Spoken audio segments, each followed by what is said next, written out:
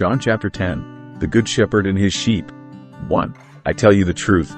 Anyone who sneaks over the wall of a sheepfold, rather than going through the gate, must surely be a thief and a robber. 2. But the one who enters through the gate is the shepherd of the sheep. 3. The gatekeeper opens the gate for him, and the sheep recognize his voice and come to him. He calls his own sheep by name and leads them out. 4. After he has gathered his own flock, he walks ahead of them, and they follow him because they know his voice. 5. They won't follow a stranger. They will run from him because they don't know his voice. 6. Those who heard Jesus use this illustration didn't understand what he meant. 7. So he explained it to them. I tell you the truth. I am the gate for the sheep. 8. All who came before me were thieves and robbers, but the true sheep did not listen to them. 9. Yes, I am the gate. Those who come in through me will be saved. They will come and go freely and will find good pastures. 10. The thief's purpose is to steal and kill and destroy. My purpose is to give them a rich and satisfying life. 11. I am the good shepherd. The good shepherd sacrifices his life for the sheep. 12.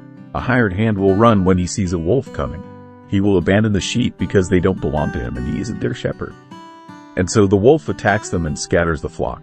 13. The hired hand runs away because he's working only for the money and doesn't really care about the sheep. 14. I am the good shepherd. I know my own sheep, and they know me. 15. Just as my Father knows me, and I know the Father. So I sacrifice my life for the sheep. 16. I have other sheep, too, that are not in this sheepfold. I must bring them also. They will listen to my voice, and there will be one flock with one shepherd. 17. The Father loves me because I sacrifice my life so I may take it back again. 18. No one can take my life from me.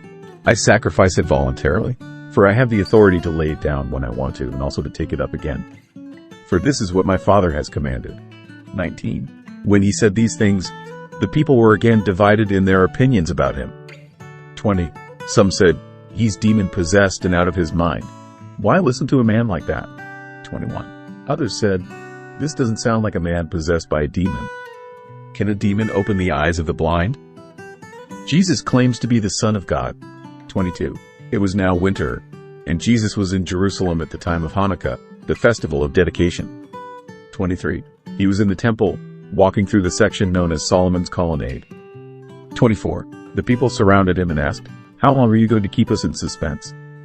If you are the Messiah, tell us plainly. 25. Jesus replied, I have already told you, and you don't believe me. The proof is the work I do in my Father's name. 26. But you don't believe me because you are not my sheep. 27. My sheep listen to my voice. I know them, and they follow me. 28. I give them eternal life, and they will never perish. No one can snatch them away from me. 29. For my Father has given them to me, and he is more powerful than anyone else. No one can snatch them from the Father's hand. 30. The Father and I are one. 31. Once again the people picked up stones to kill him.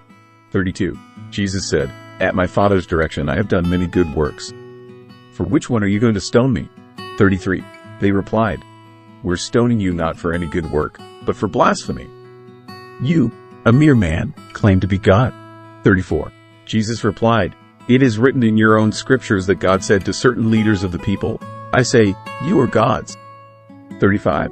And you know that the scriptures cannot be altered. So if those people who received God's message were called gods. 36. Why do you call it blasphemy when I say, I am the Son of God? After all, the Father set me apart and sent me into the world. 37. Don't believe me unless I carry out my Father's work. 38. But if I do his work, believe in the evidence of the miraculous works I have done, even if you don't believe me. Then you will know and understand that the Father is in me, and I am in the Father. 39. Once again they tried to arrest him, but he got away and left them. 40. He went beyond the Jordan River near the place where John was first baptizing and stayed there a while. 41. And many followed him. John didn't perform miraculous signs, they remarked to one another, but everything he said about this man has come true. 42. And many who were there believed in Jesus.